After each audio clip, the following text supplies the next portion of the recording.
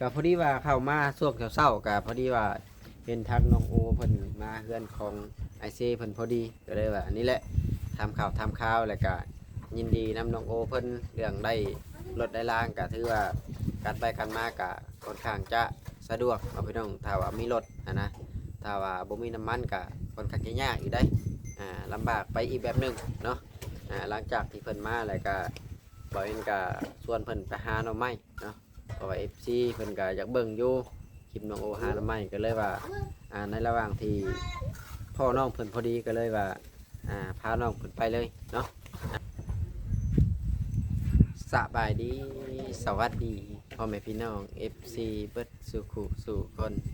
ว่าจะเป็นฝั่งไทยฝั่งลาวหรือว่าสิเป็นทางต่างประเทศก็ยินดีต้อนรับเข้าสู่ช่อง YouTube บ่าวเอ็นสตูดิโอหรือว่า Facebook Fanpage บ่าวเอ็นอีกแล้วเอาพี่น้องซึ่งเปิดภาพมาตอนนี้ก็เป็นบรรยากาศช่วงยามแรงๆเด้อพี่น้องเอ้ยบรรยากาศที่เข้า5 โมงแรงแล้วเนาะแต่ก็รู้สึกว่าแดดขนาดเลยถ้าว่าฝนบ่ตกนะถ้าว่าฝนตกก็ตกขนาดบ่มีฮอดแดดเนาะพี่น้องเนาะก็ค่อนข้างจะลำบากทุกยามนั่นแหละเนาะฝนตกก็ลำบากอีกแบบหนึ่งยามแดดก็ลำบากอีกแบบหนึ่งเนาะการนี้แหละเนาะพี่น้องแวะเวียนเข้ามาอัปเดตห้องน้ำของสร้างเซหรือว่าสร้างตรงเพิ่นนี่แหละเนาะFC อยากให้เปลี่ยนชื่อให้เพิ่นว่าสร้างตรงเนาะพี่น้องเนาะก็พอดีว่าเอาหอยพร้อมเพิ่นโทรหาว่าบ่แอนลืมหอยเนาะนี่เด็ดบัดนี้เพิ่นก็เอามาใส่กระตาให้เรียบร้อยหอยขี้กระต่ายหรือว่าหอยปากกว้างเนาะพี่น้องเนาะต้มนี่ก็ค่อนข้างจะแซ่บกว่าหอยเชอรี่หลายพี่น้องเอ้ยจังได๋ก็ขอบอกขอบใจทั้งเพิ่นหลายๆเพิ่นบ่มีของต้อนเพิ่นว่าเพิ่นก็เลยเอาให้เนาะถือว่าหากินยากพี่น้องหอยนี่ถ้าว่าหอยเชอรี่นี่มันมีลายแห้งเนาะพี่น้องเพิ่นจนทำลายทิ่มถ้าว่าเป็นหอยเชอรี่นั่นแหละก็พอดีว่าเข้ามาช่วงเช้าๆก็พอดีว่าเห็นทางน้องโอเพิ่นมาเฮือนของไอเซเพิ่นพอดีก็เลยว่าอันนี้แหละทำข่าวแล้วก็ยินดีนำน้องโอเพิ่นเรื่องได้รถได้ล่างก็ถือว่าการไปกันมาก็ค่อนข้างจะสะดวกเอาพี่น้องถ้าว่ามีรถนะถ้าว่าบ่มีน้ำมันก็ค่อนข้างจะยากอยู่ได้ลำบากไปอีกแบบหนึงเนาะหลังจากที่เพิ่นมาแล้วก็บ่เห็นก็ชวนเพิ่นไปหาหน่อไม้เนาะเพราะว่า FC เพิ่นก็อยากเบิ่งอยู่คลิปน้องโอหาหน่อไม้ก็เลยว่าในระหว่างที่พ่อน้องเพิ่นพอดีก็เลยว่าพาน้องเพิ่นไปเลยเนาะไปก็ถือว่าหลายๆเติบหน่อไม้กับน้องบ่เห็นก็เอาเมื่อแล้วพี่น้องเอาเมื่อตกแต่ว่าแกงก็ค่อนข้างจะแซ่บแต่ว่ามันอยากแพ้กระเพาะนั่นแหละคนกระเพาะส่วนเป็นอาหารที่แซ่บของหน่อยตำมะฮุ่งพี่น้องแกงหน่อไม้นี่โอ้ยคักยามเป็นเที่ยงกินนี่สุดยอดเลยแต่ว่ามันก็กินยากนั่นแหละเนาะก็ถือว่า FC ก็โอ้ดีใจหลายหลังจากที่เห็นบ่เอ็นอัปเดตทางน้องโอให้เบิ่งเพิ่นว่าคิดว่าจะบ่เห็นน้องโออีกแล้วนะพี่น้องเอ้ยก็อัปเดตให้เบิ่งเนาะบ่เอ็นก็อยากอัปเดตน้องเพิ่นอยู่เรื่อยๆให้แหละเนาะแต่ก็ยามได้พ่อเพิ่นก็อัปเดตให้เบิ่งนั่นแหละเนาะ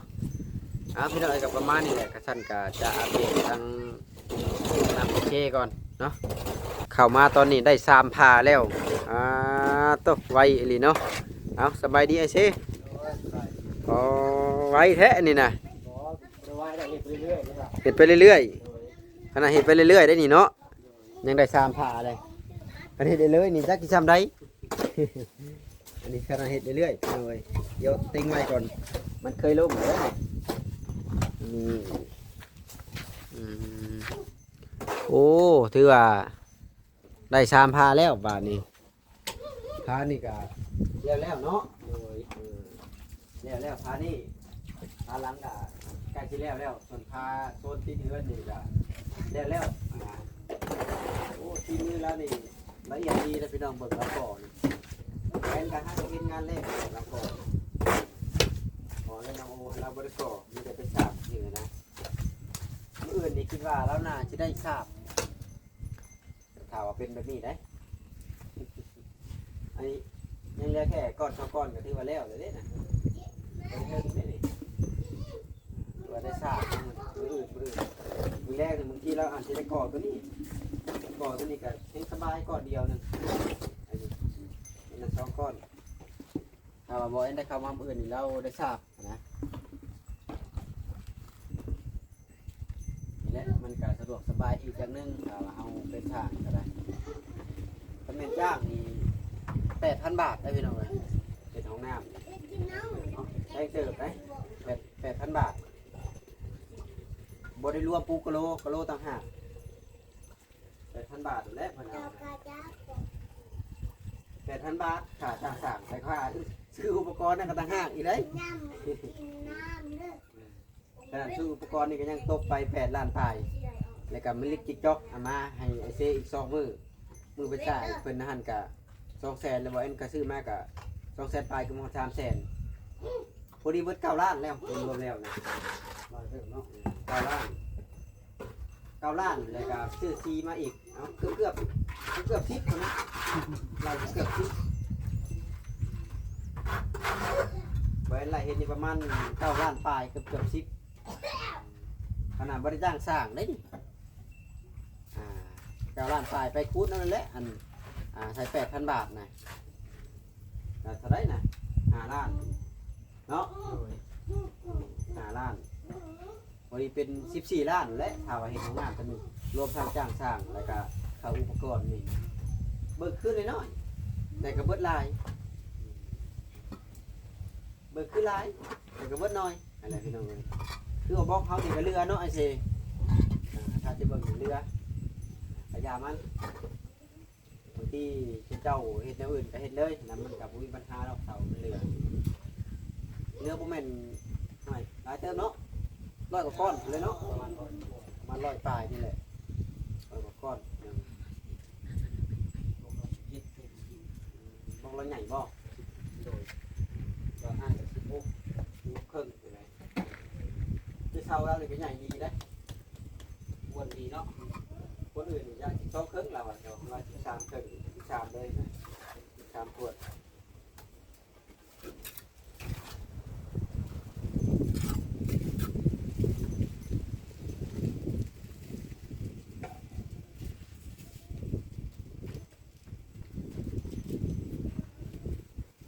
เดี๋ยวเอากล้องเข้ามาใกล้ๆก่อนพี่หน่อยบอกไกลๆนึงเอิ้นใจเดี๋ยวยักเข้าไปใกล้ๆก่อนเพราะว่ามันบ่มีไม้นะพี่น้องก็เลยว่าพอดังแน่นะบ่แม่นว่าให้ FC เด้อพี่น้องเอ้ยเพราะว่าเฮาอยู่ไกลเฮาจำเป็นต้องได้เอิ้นใช่ถ้าว่าเฮาบ่เอิ้นใช่มันบ่ได้ยินถือว่าส่องลมนี่ก็คักแล้วนี่เนาะโอ้ถ้าว่าเฮาก่อละเอียดยามฉาบก็บ่ได้ยากทุบขี้ปูนเด้ถ้าเฮาก่อบ่ละเอียดยามฉาบนี่ก็ทุบขี้ปูนออกอีกเด้แล้วก็เฮาฉาบบางก็ได้ถ้าว่าเฮาก่อละเอียดเนาะโดยง่ายเบิดนะง่ายเบิดแต่ว่าเฮาก็ดุงไปดุงมาบัดเพื่อสิขึ้นให้มันเต็มก็ยากอีกเดี๋ยว3 ผ่า 4 ผ่าแล้วเขาคิดว่าแล้วมื้อนี้นะคนนี้เปรียวกับบ่แล้วดอกได้บรรลุผสมปูนให้ดิซะคนบอกให้แม่นแหละก็ไปมาข้อนะอย่ามาข้อไปมาข้อก่อนใส่ช่องลมบดช่องเลยบ่ทางเทิงน่ะโดยใส่ช่องลมมันลมบ่ช่องบ่แม่นลมก็ตัดใส่การสิใช้ชนิดมันบ่ได้มันต่ำแน่มาเห็นบ่คำบ่ลมก็ตีลงอีกก่อนบอกให้มันอย่ามันบ่ลมปาดก็ได้ตาตีเนาะตาตีก็ได้บ่โดยได้ตีเนาะตีลุมตีเทิงพอดีเนาะหักแล้วบานนี่มีห้องน้ำใส่มีน้ำใส่บานนี่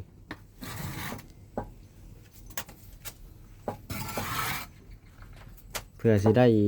ห้องน้ำก็บ่แม่นง่ายๆเด้ขนาดบ่เอ็นก็ยังเพื่อจะได้มีผู้รักผู้ใหญ่เพิ่นช่วยเด้น่ะ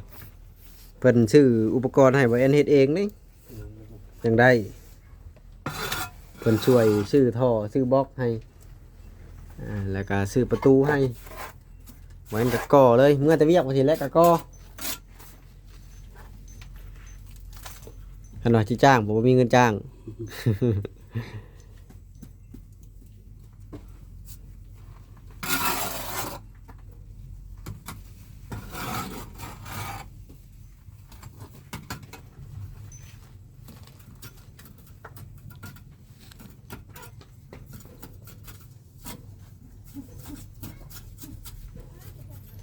งัวหลักแผบ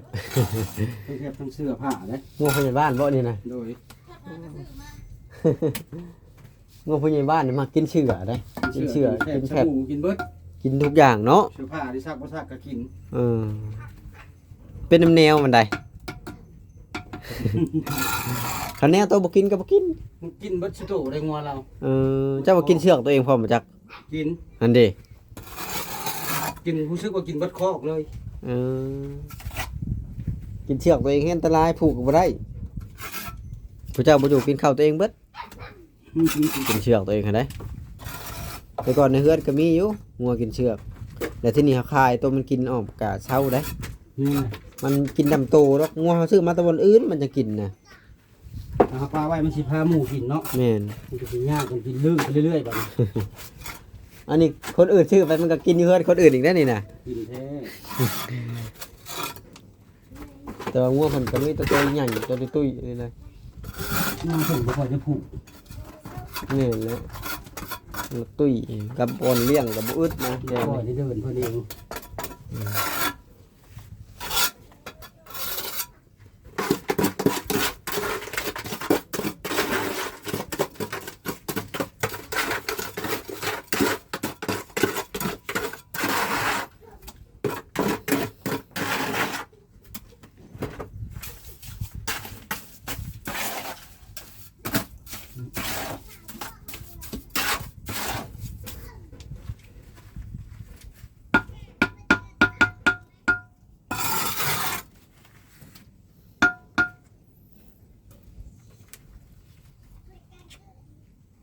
ตัดลายเติมเนาะตะกอน1 2 3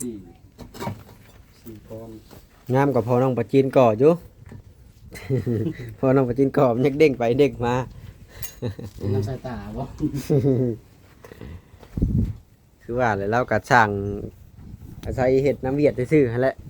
ก็บ่เป็นดอกแต่ว่าก็ไปเฮ็ดน้ำเพิ่นเอาเป็นมื้อไว้ซื่อๆนะเออ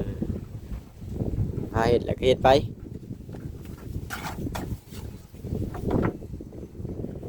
คนใส่แถว2บ่ได้ก็ใส่แถวเดียวเอา แต่แถวเดียวก็ได้แล้วก็มาใส่ด้านนี้พร้อมก็จะใส่กันด้านหน้านี่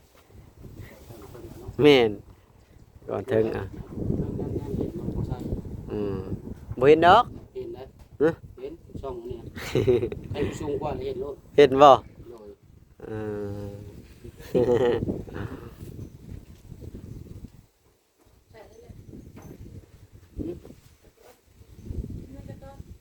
มันบ่สะสร้างกันเหลืออยู่ก้อนเดียว เดี๋ยวก่อนเดี๋ยวอย่ามานี่เป็นหยัง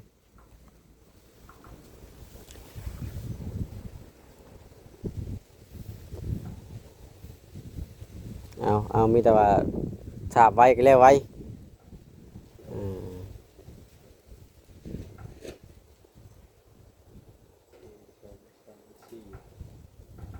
4ก้อนมันจะปิดหูลงหลุมเนาะลองปิดหูลงหลุมเลย เขาก็เฮ็ดนั่งอยู่แหละเป็นหูลงหลุม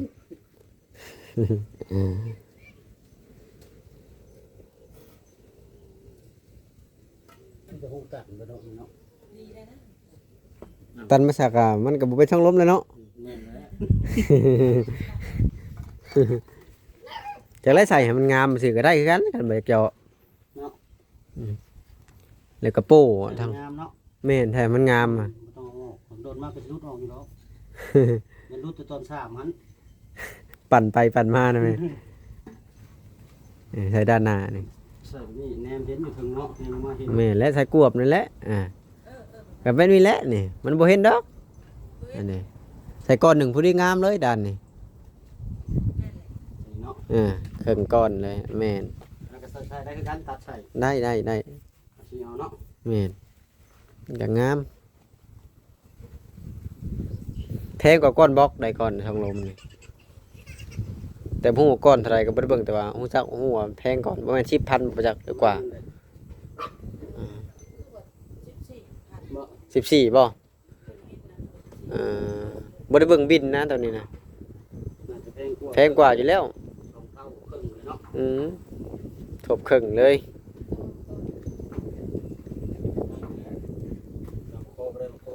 แล้วบ่ฮอดต้นมะเคาะ เด้มคอในข้างไรอ้อยนะหันดก ใช่ ข้างไรอ้อยนะหันนั่นเด้ โอ้จะลงบ่ฮอดพุ่นบ่ น้องแต่พาไปพูดได้ฝูวันน่าเหือนหัวโพนน่ะก็มี แล้วไปจุ่มไปตัวบ่ค่อยบ่จัก ไปหามาข้อนั่นแหละแต่ไปแต่มันบ่ทันชุกเด้ดกอันนี้ในกกในไรอ้อยน่ะ เบิดแล้วบ่จัก กับฮู้คือกันนะ มันใกล้บ้านแน่เนาะ อืม ฟัง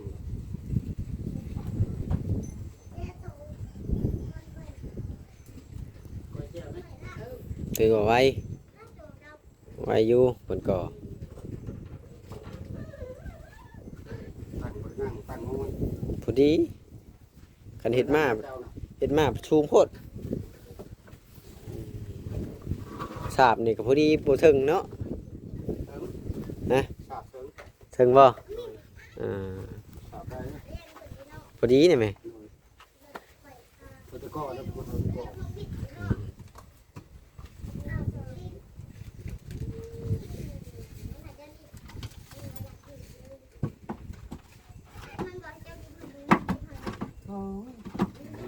พอดีคักนี่แหม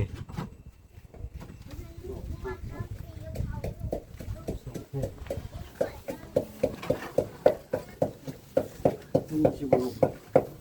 ยาวโพดตัวนี้ ยาวบ่ ยาว ยาวหน่อยหนึงสั่นแบบนี้อยู่เพิ่นสั่น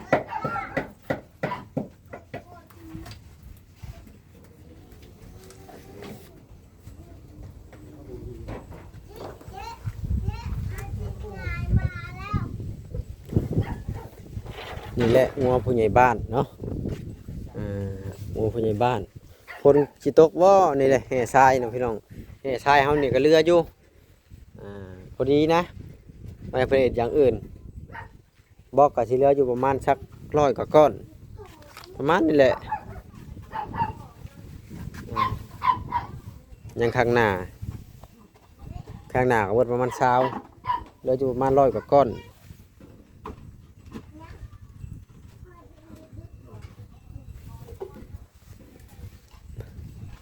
ปูนยังเหลืออยู่6 สอบเนาะก็อีกมื้ออื่นเบิดสอบ1สาบ1 2 3 4โอ้พออยู่สาบน่าจะพออยู่2 พาต่อสอบได้อยู่มันน้อย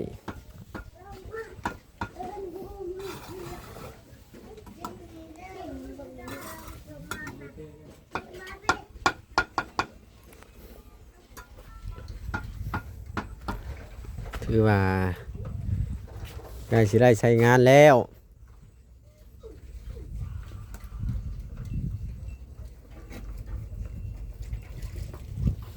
แช่น้ำอีกบ่ ถ้ามันสิปูนถ้ามันสิดูดมาเดียวนี่ มันแห้งไว้เนาะ มันเป็นทราย เออเพิ่นบ่ได้ใส่หินบ่นี่นะ บ่ได้มีแต่ทราย เออถ่ายกับปูนได้ซื้อ โดยปูนก็บ่หลายปานใดดอกเฮ็ดแบบนี้ได้จ้ะจะไว้สำนั้นนะ เนี่ยมันแดงเนาะ โดย เพิ่นว่าเฮ็ดอนาเคมลายพระแตกน่ะแม่ เด้ อืมมันสิมันบ่จ้ะ ก็ทนอยู่ได้ถ้าบ่มีแนวทางนะ อื บ่ ม มีแนวต่ำในหยังนะ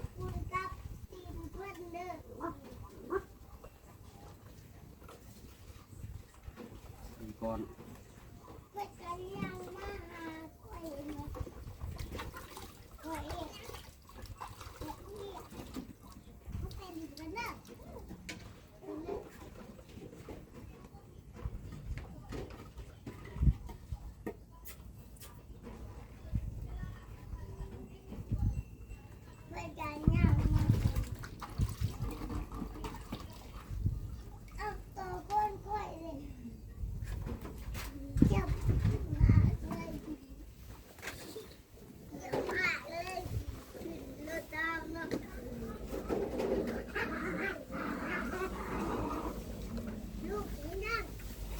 สาบเปียกๆนี่ก็คักอย่างหนึงอีก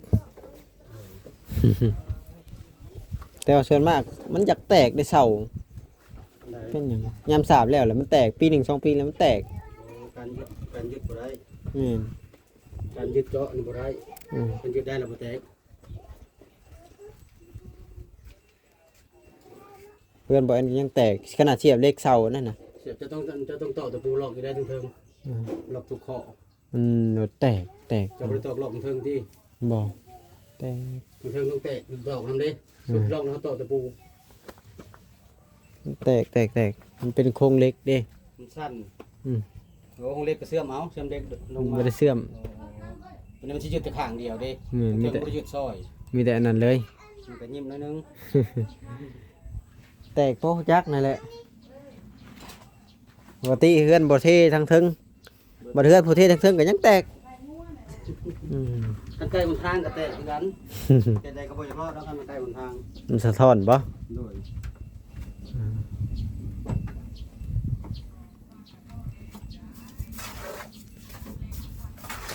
เอาถือว่าตอนนี้เพิ่นเริ่มสิตั้งส่องลมใครเนี่ยจะมีน้ำเที่ยงเนาะ โดย ตั้งสบายมีน้ำเที่ยง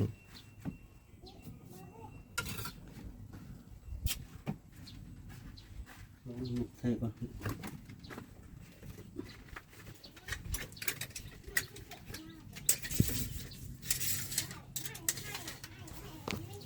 44 16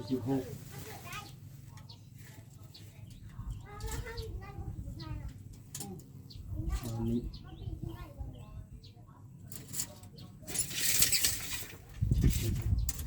เอาพี่น้องก็ประมาณนี้เลยจ้ะสำหรับคลิปนี้ก็บ่มีหยังหลายเพิ่นโทรให้มาเอาหอยก็เลยนี่แหละแล่นมาอัปเดตเบิ่งพอดีมาเพิ่นก็การงานเพิ่นก็ถือว่าหลายๆมื้ออื่นนี่แล้วอันใดก็ต้องแล้วบ่ให้คิดว่านะเอาฉันก็สิจบคลิปแล้วได้พี่น้องเอ้ยขอขอบคุณทางผู้หลักผู้ใหญ่เป็นหลายๆที่ให้บ่เอ็นมาเป็นสะพานบุญให้ในครั้งนี้เนาะ ก็ขออวยพรให้ทั้งพ่อกับแม่เพิ่นจงอยู่ดีมีแห่งความเจ็บบ่ให้ได้ความไข้บ่ให้มีปราศจากโรคภัยไข้เจ็บทุกสิ่งทุกอย่างขอให้ครอบครัวทั้งเพิ่นจงมีแต่ความสุขความเจริญเด้อเอาไปก่อนอยู่ดีมีแห่งเบิดสุขสู่คน